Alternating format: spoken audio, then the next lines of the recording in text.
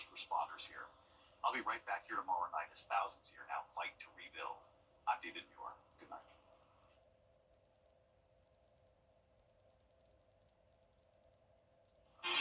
Tomorrow will be another quiet day, just very cold, and then the cold air sticks with us for Friday with moisture moving in, which could bring us not only rain, but also the chance of some snow and ice. I'll break down the latest on your forecast coming up.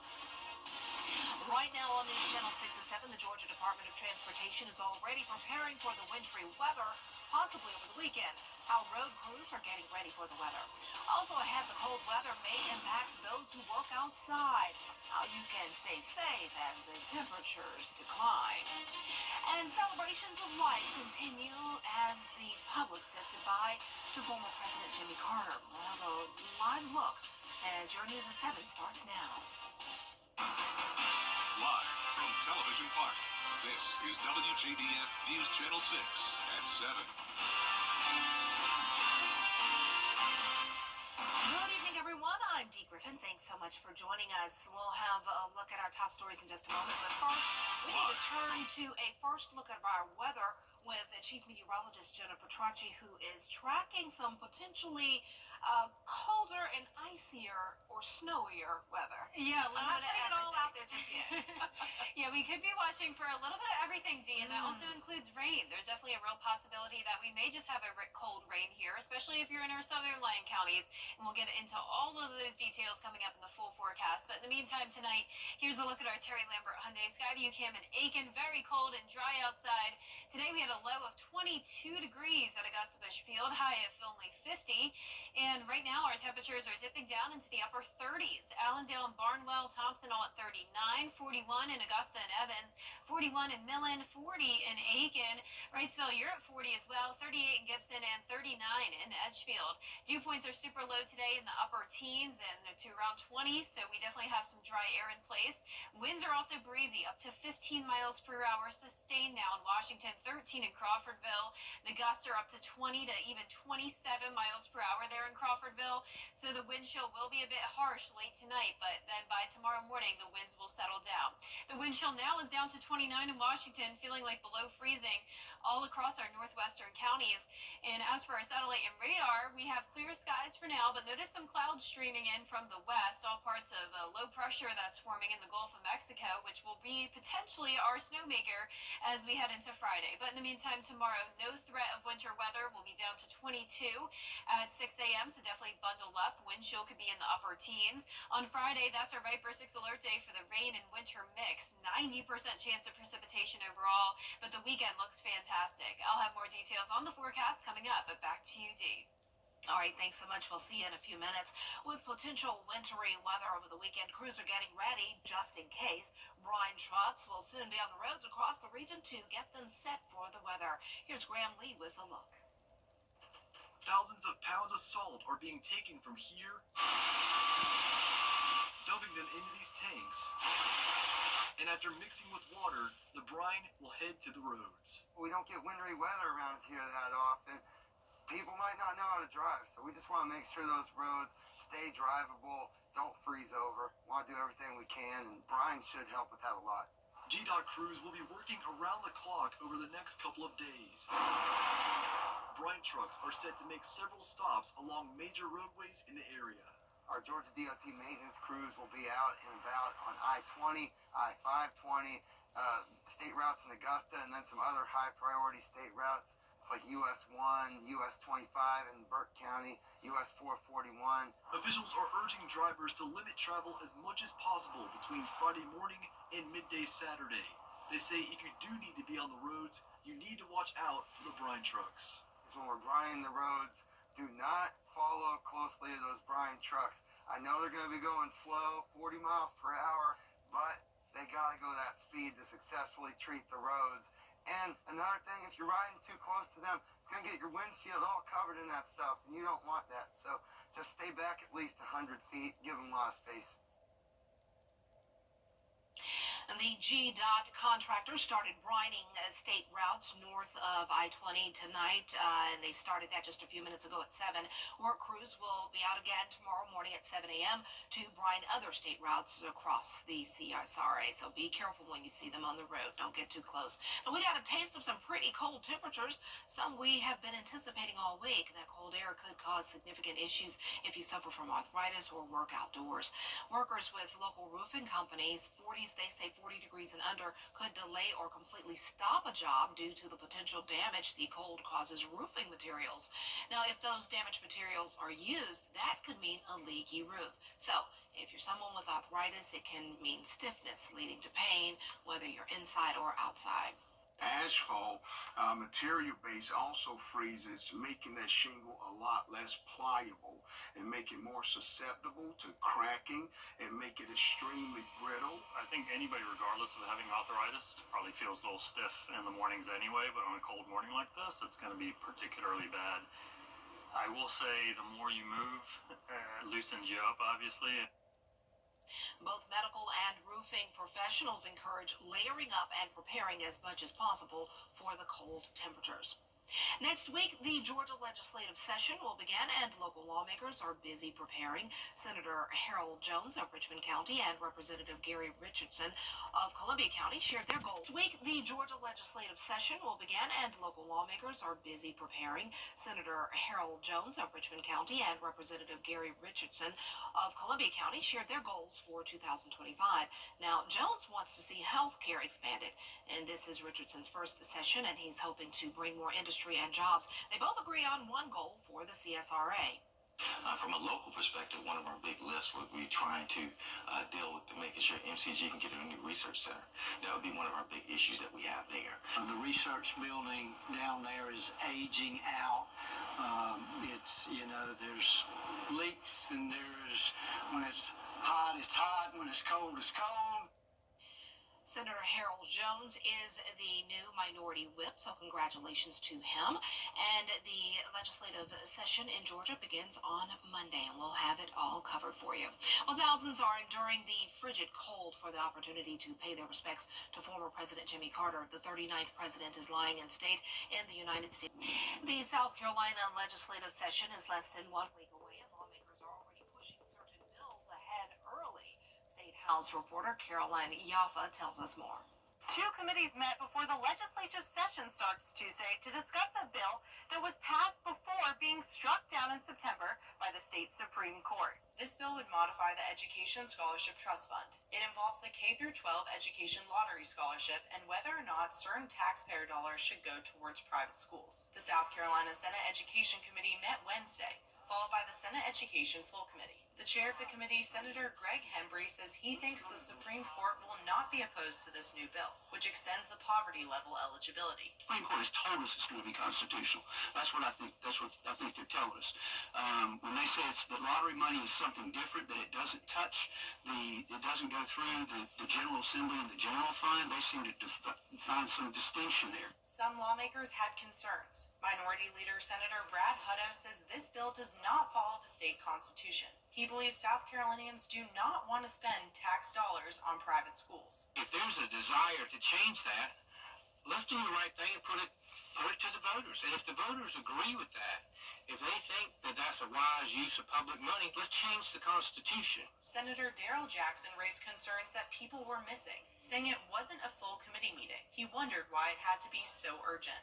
Would that 1 week really make a difference in the eventual outcome and what happens to these families? Senator Hembry replied. The bill is very similar to the last bill we passed, with several key policy questions that are going to become pretty clear, and those would have to be debated. Those policy questions will have to be debated on the floor regardless. Senator Hembry says even though the state Supreme Court hasn't seen the updated bill, he believes it will support this bill. In Columbia, I'm Caroline Yaffa. Coming up, there are now 4 different wildfires burning in Southern California. We'll have the story after the break. Hey there, Georgia. I'm John. Every day is a miracle.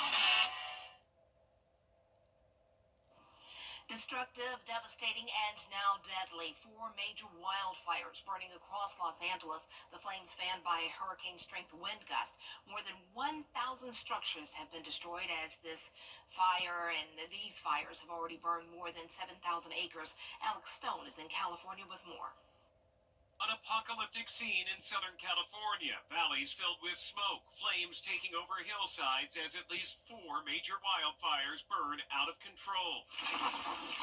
Embers flying all around, pushed by hurricane-strength winds. Oh, and we have, a partial structure collapse. This afternoon, we got our first look at the devastation from the air. The wind slowing enough for helicopters to fly safely. It's Armageddon. I'm driving through a war zone right now, and I don't even know what to say. I'm speechless. I'm shocked. The winds also kept firefighters from launching water-dropping helicopters. People running with buckets of water in their hands, trying to do anything they could to save homes. Others rushing to grab any belongings they could. Neighbors tried, but could not save the Symington family's home of 24 years. It makes me want to cry, but it also, in the midst of the dark hour, puts a little ray of love and hope. All the stuff that tears get wasteful, people are not. What happened to family is the most important thing.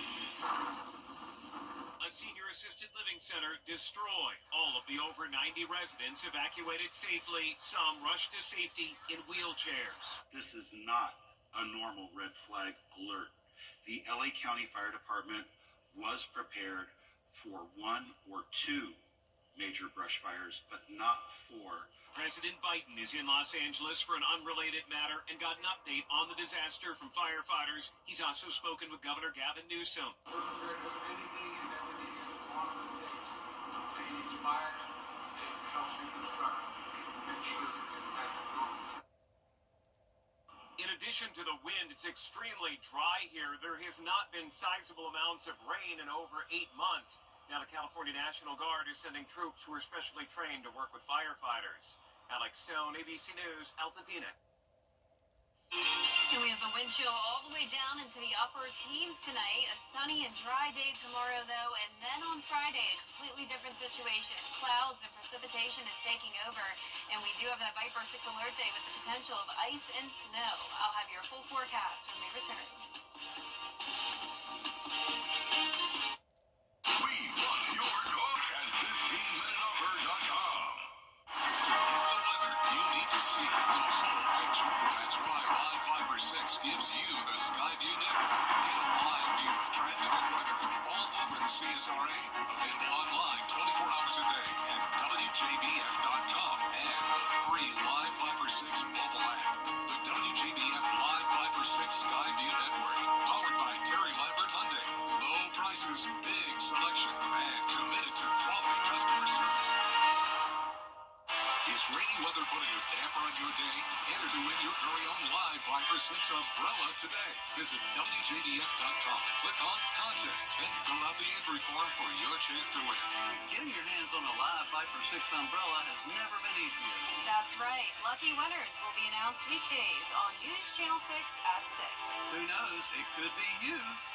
Sponsored by Busby's Heating and Air. When quality matters, call Busby's. Trusted since 1945. From the nicest man to...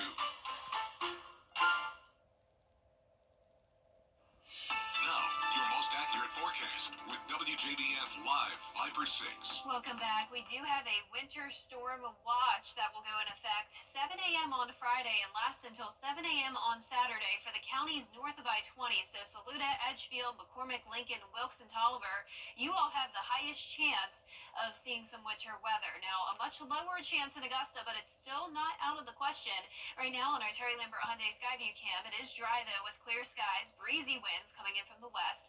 41 degrees out there, 20 degrees as our dew point, so just dry and cold tonight. Upper 30s as those temperatures in our northwestern counties, even now into South Carolina as well. 39 in Edgefield, 39 in Barnwell. A lot of us still around 40 degrees, but when you factor in that wind, it's feeling like the upper 20s in some spots. High pressure in control for now, snow up to the north of us. Then down towards the southwest, we're watching this area of cloudy conditions along with rain. That's along a trough of low pressure, which could be bringing us the moisture we need in order to see that winter weather for Friday. Now, in the meantime tonight, no winter weather, but it will be cold, and with those winds, the the wind chill could be from around 15 to 17 degrees. Now, as I mentioned, we will see the temperatures just as cold on Friday with that winter storm watch in effect, but in the meantime tonight our lows are around 19 to 23 degrees and then feeling even colder with the winds. Highs tomorrow will be in the mid 40s, so definitely a chilly afternoon as well, and then we'll be watching the temperatures very closely Friday afternoon because this will really dictate what happens with our forecast. 32 degrees is the freezing mark. We need it to be freezing in order to see any type of winter weather, whether that's ice or snow. And notice the temperatures Friday afternoon look to be just on the cusp of freezing, so it's very hard to predict exactly what's going to happen. But if we see temperatures like this, 33 or above, this will just be a cold rain. So let's walk it through feature cast by feature cast here. We have a couple different models to show you. Thursday at 10 p.m. it's going to be dry. Clouds begin to move in Friday morning, and then we could start to see some action as early as around 7 a.m. on Friday. So you can see the majority of the winter weather will be in northern Georgia, though, and pretty much along that line here. So we are just on the cutoff here in the CSRA, and it looks like Augusta specifically will be the cutoff of the rain versus snow line. Now let's bring it closer to home with that same model. So 4 a.m. on Friday, starting out dry, but by 7 a.m., this model was showing a line of some frozen activity there from McCormick down to around Burke County. So that would be the ice, the sleet, freezing rain. Then as we go throughout the day, this really just becomes a messy rain as those temperatures warm up to slightly above freezing. By no means will it be warm, but definitely possibly above freezing. Then by Friday afternoon, more of the same. Possibly a little bit of ice in our northern counties, but not looking too bad. And then by Friday night, this should just be rain, and it's out of here pretty early Saturday morning by around 2 a.m. Now, this is a different model scenario, though, that is a lot more aggressive, especially with the snowfall. It also has it coming in a little bit later. So first we see rain, and then we see some of the blue there, and no, that is not light rain, that is snow. So this is showing snow possibly as far south as Emmanuel County, and pretty much a solid dusting, at least around 1/10 of an inch across Augusta, Aiken, and of course up towards the north as well, where they could potentially get up to around 1 inch of snow, if not more. But a lot of our models are very consistent with pinpointing this in our northern counties north of I-20. This is the potential sleet accumulation. And then as for the potential ice accumulation on top of that, overall around 1/4 of an inch of ice possible, maybe up to 1/2 an inch. Nonetheless, it's dangerous even if it's 1/10 of an inch.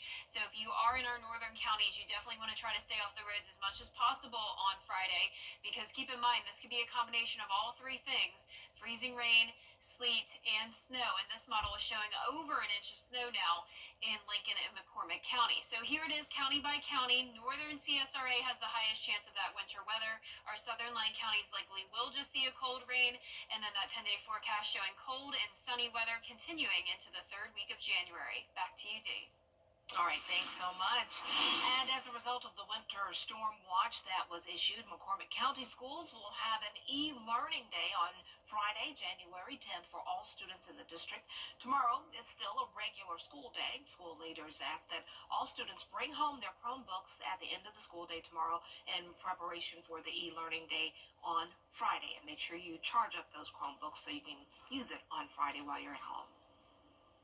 We'll be right back. Want to get up close and personal with the weather? Request a school visit from Chief Meteorologist Jenna Petracci today. It's a cool and exciting way to bring the fun and fascination of weather to students of all ages. Or take a field trip to our state-of-the-art studios at the Television Park in Augusta. It's an interactive experience your class won't forget. Request a live 5 for 6 school visit or studio tour by signing up today at WJBF.com/school visit. To Surface is sponsored by Pinnacle Bank. Is rainy weather putting a damper on your day? Enter to win your very own live 5 for 6 umbrella today. Visit WJBF.com and click on Contest and fill out the entry form for your chance to win. Getting your hands on a live 5 for 6 umbrella has never been easier. That's right. Lucky winners will be announced weekdays on News Channel 6 at 6. Who knows? It could be you. Sponsored by Security Federal Bank, helping people, changing lives. Hey, what you doing this week? Well, I hope you'll join me for the Very Vera Show. If it's cold outside and you want some warm, good recipes, you don't want to miss this one. We're going to do 2 really special ones. See you this week. Thursday at 12:30 on News Channel 6. Gen Z has had it with dating app fails. Instead, they're accepting applications on social media. In one viral video, a woman says she's accepting boyfriend applications saying, quote, be obsessed with me or be gone. Okay. Another TikToker included a list of deal breakers like having no money, has kids, or being short. Ooh, harsh, are we? Many say the masses believe that dating apps are dead. Well, also because you can be ghosted and because people aren't true representatives of what they put on the dating apps. Fake profiles, AI. It's scary out there. Yeah, it is scary. Dating is not for the weak. Yeah. And there is pee in the dating pool. Sorry, I went that far. Okay, let's go. Well, we're also tracking snow days, so that's what we're watching on Friday. 5 or 6 alert days in effect. Okay, thanks a lot. Have a good night, everyone.